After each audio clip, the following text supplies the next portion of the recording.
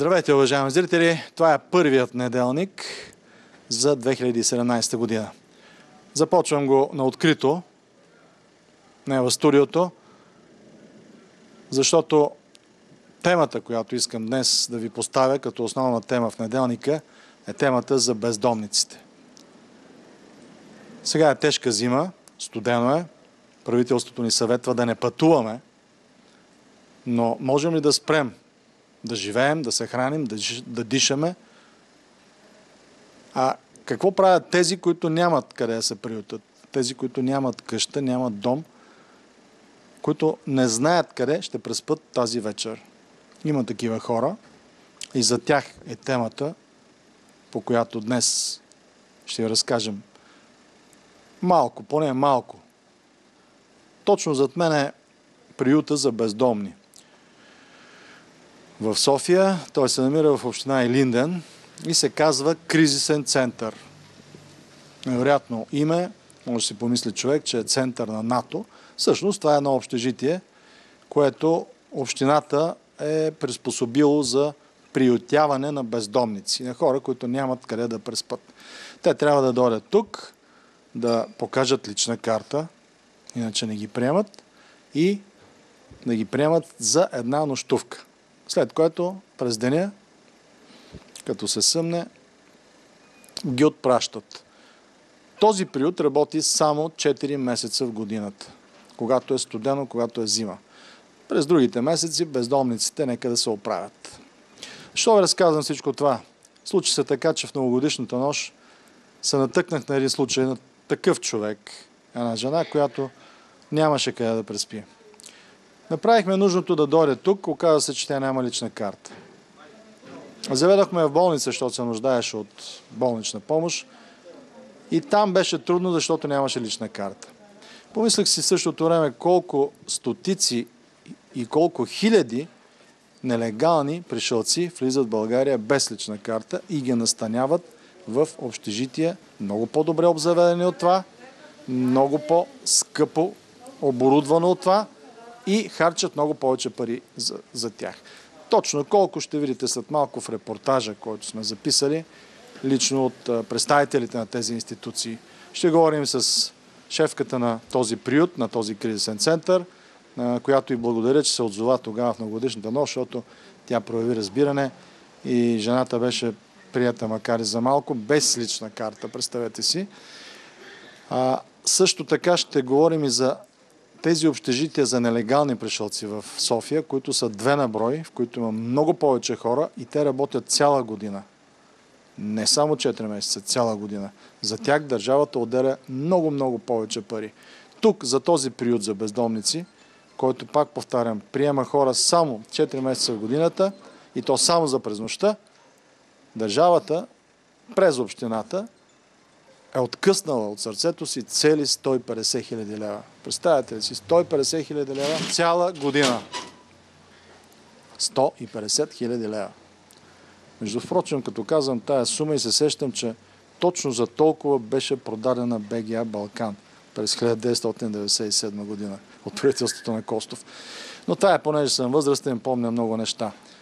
Сега ще отидем в другото общежитие, което приема нелегални мигранти, нарушители на закона, не бездомници, не българи, които са останали без приют, които нямат къде да преспят, които се надяват тук да се спасят от измръзване, а хора млади, здрави, прави от Афганистан, Пакистан, Ирак, Сирия, откъде ли не, главно от Африка, които влизат в България и в цяла Европа с скъпи телефони, с пари в джоба си, но се водят бежанци. За тях българската държава отделя много повече пари, цели 8 милиона, и ги настанява в общежития, които са оборудвани модерно, и въпреки това те не са доволни, защото искат повече. Те искат статут на европейци, те се разхождат по центъра на София, те причиняват неприятности, тормоз на софиянци, но полицията стои и ги гледа. Така както стоеше и гледаше тук, между впрочем, като се оглеждам и си спомням, че точно тук, 2005 година, правихме митинги срещу циганската престъпност, срещу непрекъснатите обири, нападения над хора, които бяха извършвани тук в тази махала, захарна фабрика. Най-силните обществени вълнения бяха по случай убийството на професор Калянов. Помните ли го този случай? Забравили сте го. Кой е по-напред? Професор Калянов, жител на този квартал, беше убит от група, ще да кажа цигани, не, притежатели на ромски етнически произход. Нападнали го, прибили го до смърт, така и не ги намериха. МВР и прокуратурата не си дават сили, не полагат усилия да намират подобни извършители. Още повече, че махалата, в която живеят извършителите, тук наблизо, в нея се водят по 100 по 200 души на един и същи адрес. Така беше 2005-та, така и сега, 2017. Както виждате, правителствата се сменят, кметовете се сменят, все така народни, все обичани, все любими кметове и кметици, нещата остават същите. До тук с темата за бездомните и репортажа, който ще видите след малко, ще ви покаже и хората, които живеят вътре, които се приютяват само за през нощта и то само 4 месеца в годината. Ще видите и интервю с шефката на този приют, на този кризисен център, а след малко ще се прехвърлим пред общежитията в Овча купел, където прибират. Българската държава плаща скъпо и прескъпо, за да живеят там и да бъдат недоволни, нелегални мигранти без лични карти, но затова пък по директива на Брюксел трябва да бъдат приемани у нас и настанявани. Точно тук правихме митинги през 2005 година. Ето тук беше разположена трибунката и уредбата, от която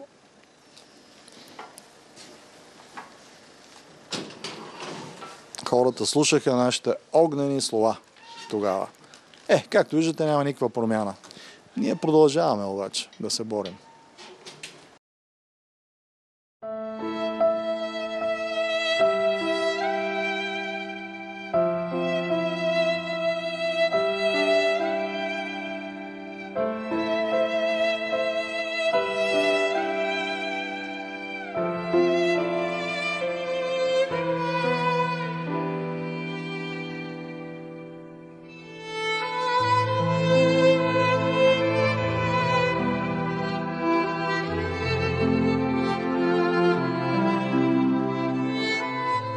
Госпожо Лунджова, може ли с няколко думи да разкажете за случката с господин Сидеров в новогодишната нощ тук в кризисния център в захарна фабрика? Беше в новогодишната нощ на 31-и около 18 часа. Идвах на работа и от бърза помощ звъннаха, че карат една жена, която е намерена измръзнала в центъра на София. Когато дойдох тук, се оказа, че тя е намерена от господин Волен Сидеров и лично той я беше придружил, за да й окаже своевременна и адекватна подкрепа и да се поинтересува какво се случва с нея. Жената беше откарана в Втора градска болница. Там бе прегледана от доктори и след установена интоксикация и замръзване беше закарана в Пирогов. Но господин Волен Сидеров беше неотлъчно до нея и неговите сътрудници се интересуваха до последно какво е станало с жената. А сега ясно ли е в какво състояние е жената, къде се намира? Не, след като бе закарана в Пирогов, по-нататъка не сме се интересували, тъй като лицата биват пускани на улицата отново и вече знаят къде е адреса на центъра. Той е отворен за всички, които се нуждаят. Имаме връзка с общинските болници, които при необходимост оказват наистина подкрепа и през деня и нощта.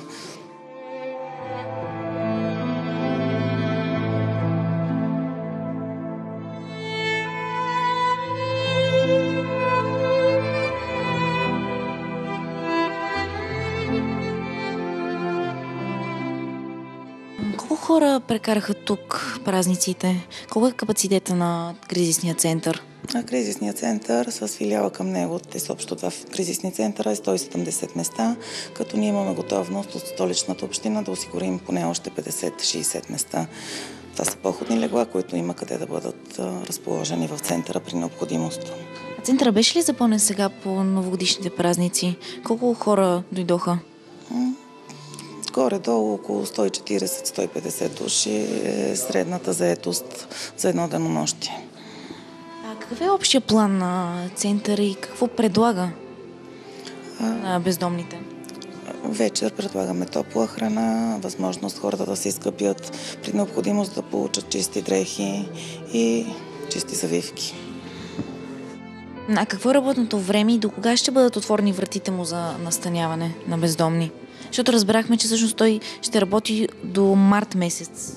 Да, от 1 декември до 31 март е отворен центъра и филиала към него, като тази година заради студените минусовите температури открихме няколко дни по-рано. При необходимост ще бъде отворен и след 31 март. Прогнозите тази седмица са за минусови температури и мисля, че няма да оставим хората навън. Центровете ще работят денонощно. Бездомните, които идват тук, те идват само за през нощта, така ли? През деня те напускат кризисния център. Да, сутрин до 10 часа имат право по принцип да седят, тъй като този център трябва да се хигиенизира, да се сменят чершафите от телата, да се мине с препарати. При необходимост фирми идват да пръскат срещу паразити. А кога се връщат обратно?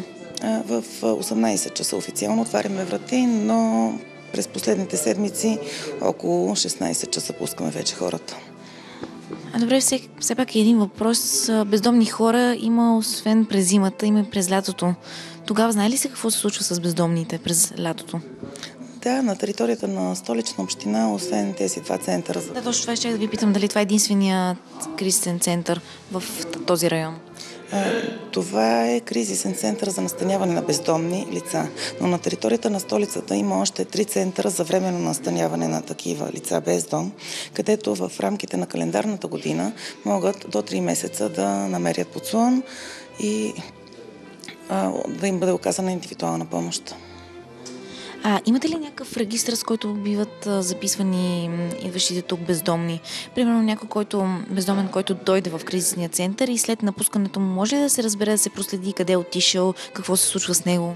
Да, регистър на бездомните лица има, като наистина може да се разбере какво се случва с хората, когато излязат от центъра, но това зависи от самите тях. Някой иска да им бъде помогнато, да се окаже подкрепа, други хора не желаят.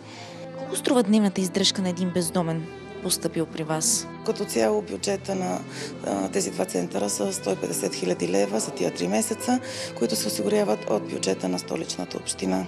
Значи Столичната община пуска 150 хиляди лева за тези 3 месеца, които работи кризисния център.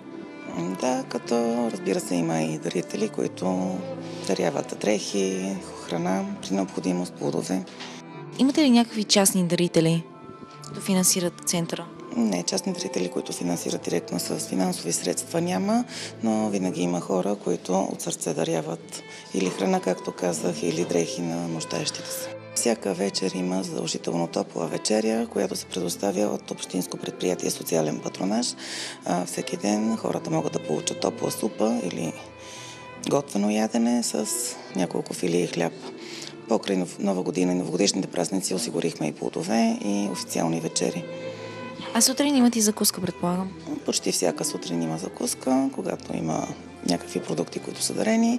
Когато наистина дните са по-студени и хората трябва да останат и през деня, осигуряваме с собствени средства топли баници. Най-често. Идват ли при вас, пристигат ли сигнали, с които лица намират бездомни и идват тук в кризисния център, за да помагат за настаняването им? Да, сигнали има постоянно или от граждани на столицата, които подават сигнали на горещия телефон на Столичната община, или от бърза помощ карат бездомни, които са намерени в паркове, градинки, по улиците, в окаяно, измръзнало състояние.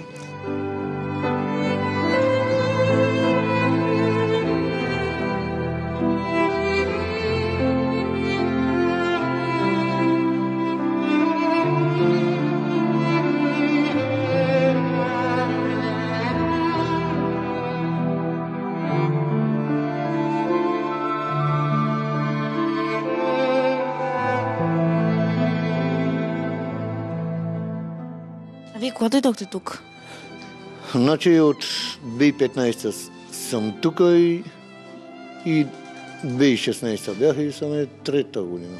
Втора година съм тук и съм добре от тях. Особено сега в този сезон, където няма къде да се отива и се чувствам добре. Аз и също и другите. Ние сме благодарни, че е отворен такъв център за нас, за бездомните. Иначе студовете са големи. Какво правите, когато кризисният център не работи? Аз си работа. Сега през зимата, през деня, когато е студено, Пак се търсим. търсите с работа и обикаляте улица. Да. Как живеете тук, в кризисния център в захарна фабрика? Тук живееме добре. Добре се отнасят с нас. Ами, за сега горе-долу била. Но само то е тегаво, че сутрин към 8-9 като на изкарат и трябва по цял ден, като някой за извинение коне да мъкнем чанти с чисти дрехи, това онова. Това се чудех, нали, като напуснете тук сутринта кризисния център и какво правите цял ден? Къде ходите на този студ? Ами, иначе през останалото време през деня аз неуморно, неспирно ходя от заведение на заведение да питам за работа или за някой вътрешен обект, дето правят ремонт, ремонтират, за да мога да се хвана като за общак нещо такова, да мога някак си да изкарвам нещо и да преживявам. Какво правите през деня, когато кризисният център затваря и отваря пак вечерта? Какво правите през деня? Улиците и си търсиме работа. Всеки има нещо през деня да прави от нас. И вечерта се прибираме към 5 часа, 5:30 ни прибират. Нали, с позволение, което персонално го прави, с правото, което е, с хигиената, която е през деня, сега започва да се прави. Трябва да влизаме, да се скъпаме, да вечераме и да се влизаме по стаите и да лягаме. Няма кюроти, няма разправи. Доволни сме от целия персонал. Храна има на време. Всичко има, нали? Допълнително има. Как прекарахте новогодишните празници? Добре. От 24-ти, като се започнаха празниците, бяхме много доволни тях. Този шал ми е подарък от тях. Добре прекарахте новогодишните празници. О, да. И 31-и пак прекарахме новата година добре. Всичко беше приятно, весело. Телевизор седяхме до цяла нощ, който искал се сядаха тук да гледат, а който аз съм изморен, защото ходя цял ден из улиците и си легнах по-рано.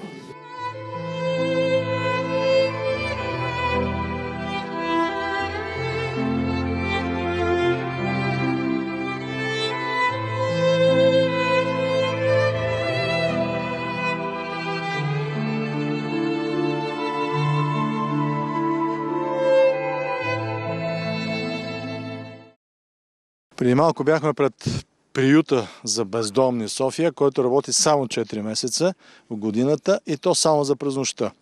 Сега тук сме пред общежитието, зад мен точно се намира едно огромно общежитие за нелегални мигранти, за тези, които влизат нарушавайки закона в България, настаняват ги тук, след което започват да им дават статут за временно пребиваване и за пребиваване в Европа изобщо, която е тяхната цел.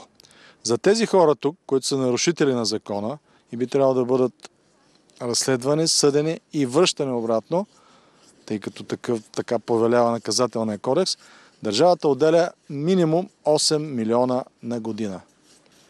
За бездомниците, българи, не пришълци от Афганистан, държавата отделя 150 хиляди лева на година.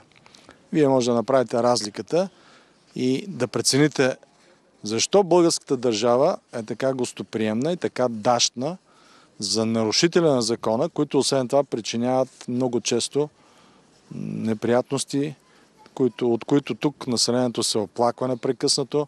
Знаете за тези проблеми, които създават всъщност пришълците, така наречените бежанци. Двойните стандарти обаче за българската държава, за българските правителства, защото те не промениха политиката си нито кабинета Борисов 1, нито Орешарски, нито Борисов 2. Те не промениха нищо по отношение на бежанците, те наречените бежанци.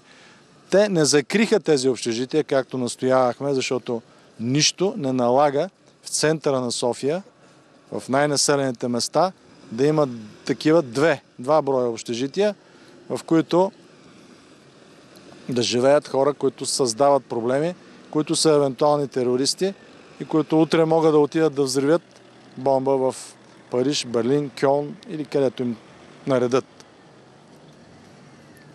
Тези общежития трябва да се затворят. А приютите за бездомни да бъдат много по-гостоприемни, да работят цяла година и бездомните българи, защото има и такива, да не забравяме, да има къде да се приютяват, тъй като това са хора изпаднали в нужда, в беда, именно заради те наречения преход. именно защото бяхме колонизирани, именно защото бяхме ограбени, защото милиони българи бяха изхвърлени зад борда. За българите трябва да се грижи българската държава.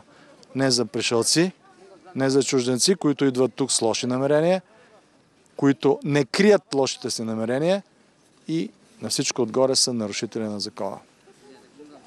Колко мигранти с днешна дата се помещават в центровете за временно настаняване?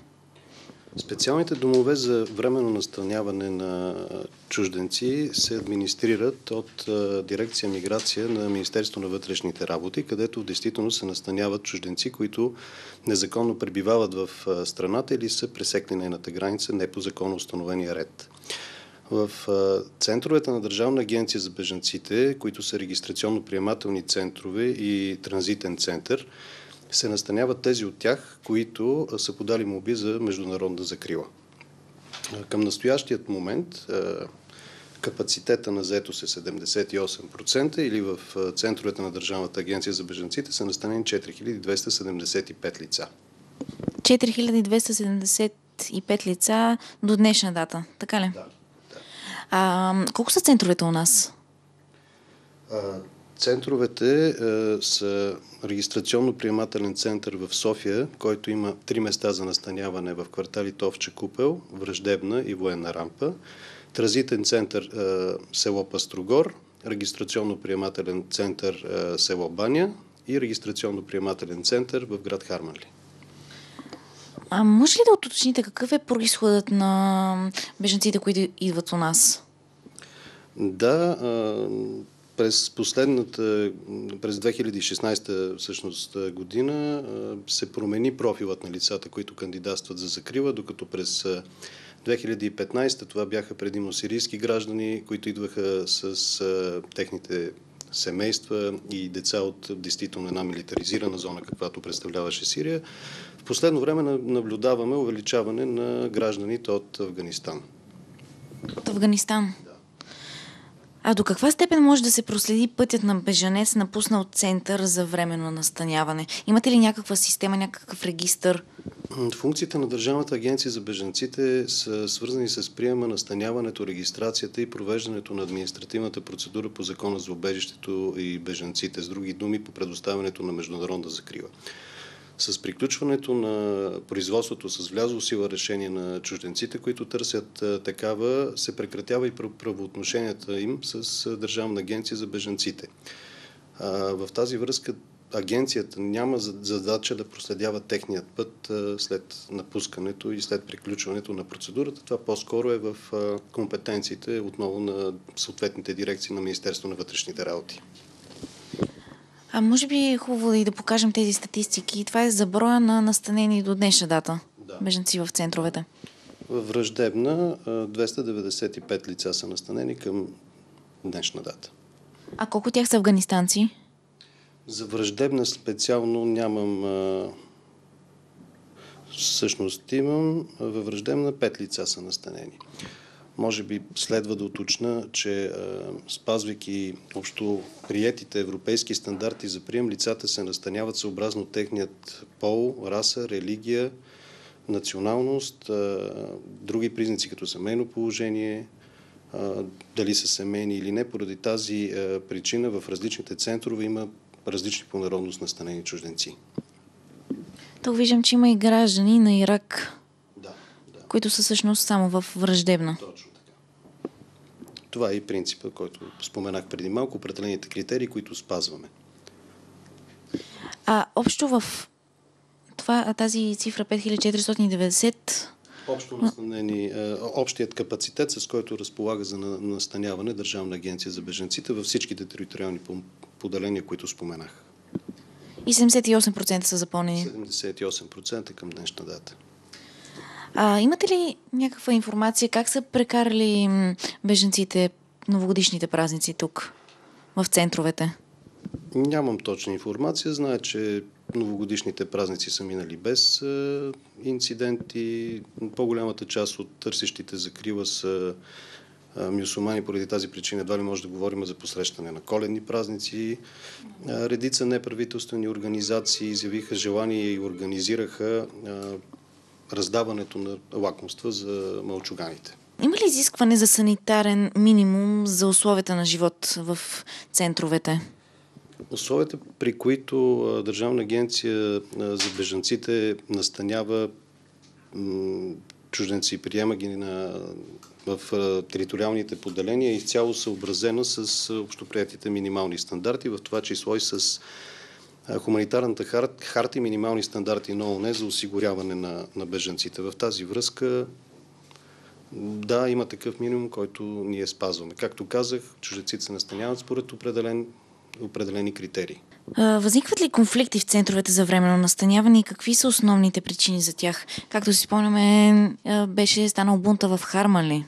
Подобни процеси се наблюдават винаги, когато в един ограничен периметър се съсредоточи огромна, да не кажа, но значителна бройка от хора, като тези конфликти могат да имат различен характер. Точно поради тази причина, при спазване на минималните стандарти и критерии, ние ги настаняваме на тези принципи, за които стана въпрос преди малко. Подбудите за това могат да бъдат различни, но имайки се в предвид обстоятелствата, при които те възникват, възрастта на лицата, фактическата обстановка, можем да говорим, че те са общо взето хулигански прояви, имайки се предвид възрастта между 18 и 27 години. Що се отнася до случващото се и случилото се в регистрационно-приемателния център в Харманли, това може би е по-добре правната квалификация на тези деяния там да ги оставиме на следствието и на съда. А според вас не е ли малко опасно центровете да бъдат правени в населените места, както и в Харманли, там където близо до хората? Защото при такъв бунт виждате какво става. Това решение не е на експертно ниво, за да мога да взема някакво конкретно отношение. Въпросът ви предполага, може би, някакъв политически отговор. Аз не съм политическо лице и не мога да го дам, но имайте предвид, че центровете, които приемат търсещи закрила лица, не само нас, и в Европа в по-голямата си част от отворен тип, в тях чужденците не се настаняват принудително и тяхното движение на територията на съответните градове или населени места, в които са те, не е ограничен. Сами разбирате, че те имат някакви нужди, че те всъщност имат необходимост от някои консумативи, които биха искали да излезат и да си купат и прочее. Мисля, че следва да се търсят други механизми, за да не се достига до такива конфликти между живущите в населените места и кварталите, съответно на териториалните поделения и съответно търсещите закрила лица. Като стана дума за консумативи, искам да ви попитам какви са минималните средства за издръжката на един мигрант? Разчетите показват, че за един месец те са под минималната работна заплата, определена за миналата година. До голяма степен това зависи от запълваемостта на капацитета. Колкото в по-голяма степен е запълнено териториалното поделение, толкова по-малко средства на ден са необходими за едно лице. Съответно, обратното, ако центровете не са с пълния си капацитет, сами разбирате, там има персонал, който е назначен да работи, независимо от капацитета на този център, няма повече средства. А на ден какво се полага на един мигрант? Имат ли обяд, закуска, вечеря? 3 пъти на ден получават топла храна. Как е обстановката в самите центрове, примерно в центъра в Овча купел? Имат ли отопление, легла, места, където се къпят, където поддържат хигиената си? Разбира се, както казах преди малко, всичките ни териториални поделения стремиме се да отговарят на минималните европейски стандарти за прием. В тази връзка те са подсигурени в това отношение. А какви са критериите, по които се определят средствата за издръжка на един мигрант? Как определяте, примерно, един афганистанец да получава толкова и един, примерно, мигрант от Ирак или от Сирия? Това е една осреднена сума. Те не получават някакви пари, които са на ръка. Това зависи до голяма степен от техните индивидуални нужди и потребности. Сами разбирате, че човек, който има влошено здравословно състояние, ще отнеме малко повече средства, отколкото този, който е здрав. Също така възрастта на лицата е от значение. Това се взима предвид. Консумативите, които текат неминуемо като ток, вода, отопление. Също така и административния персонал, който обслужва териториалните поделения, администрацията като цяло и заплатите, които получават. А може ли да ми дадете информацията колко средства се отделят за центровете, за бежанските центрове? Не е в моите компетенции, за това може би трябва някой от финансистите на агенцията да даде. Ако се запознат с кризисния център в захарна фабрика за настаняване на бездомни, там за тези 4 месеца, в които работи центъра, общината отделя 150 хиляди лева, което според мен е доста малко за тези 4 месеца. И просто ми беше интересно за тези центрове за настаняване на мигранти, какви средства се отделят държавата, общината, в която се намира центъра? Не съм запознат в детайли.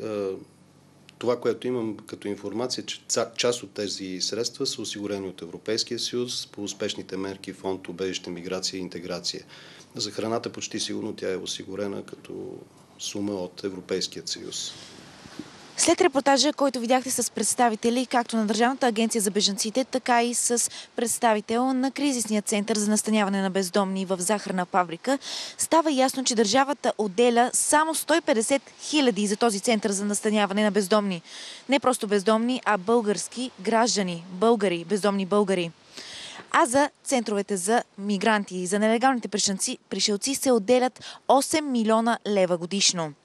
Тоест държавата дава 48 пъти повече пари за нелегалните пришелци, отколкото за българските бездомни граждани.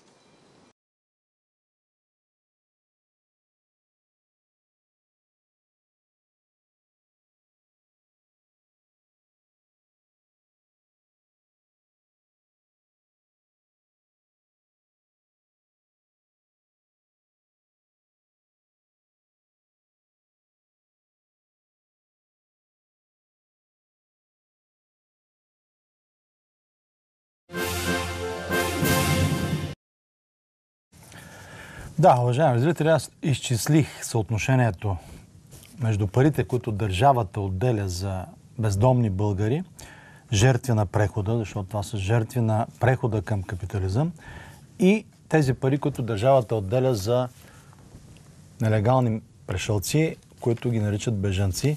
И бях удивен сега, като слушах интервюто с господин Киров, ако не се лъжа, който представлява тази агенция към Министерски съвет. Той използва израза търсещи закрила. Аз го съветвам в следващото интервю, господин Киров спокойно може да използва израза търсещи подходящо място за взривяване на бомба. Също би било така, би било вярно и отговарящо повече на истината, отколкото този израз на, как да го нарека, политкоректен израз, търсещи закрила. Повечето от тези хора, които влизат в България, не са търсещи закрила, те търсят статут. Някои от тях търсят, както казах, подходящо място, където да взривят бомба и да предизвикат поредната сензация, поредния ужас и шок сред европейските граждани.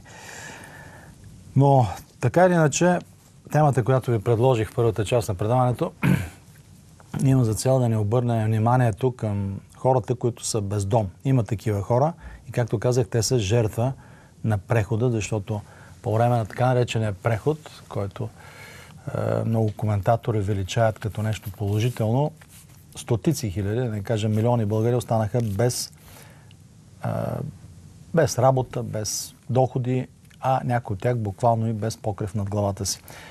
Хубаво е да се сещаме от време на време, че има такива хора. Хубаво е да не само да им помагаме, ако можем, но и да мислим защо се е получило така и да променяме нещо в тая посока. Ние поне в телевизия Алфа ще се стараем да го правим, за другите не знам.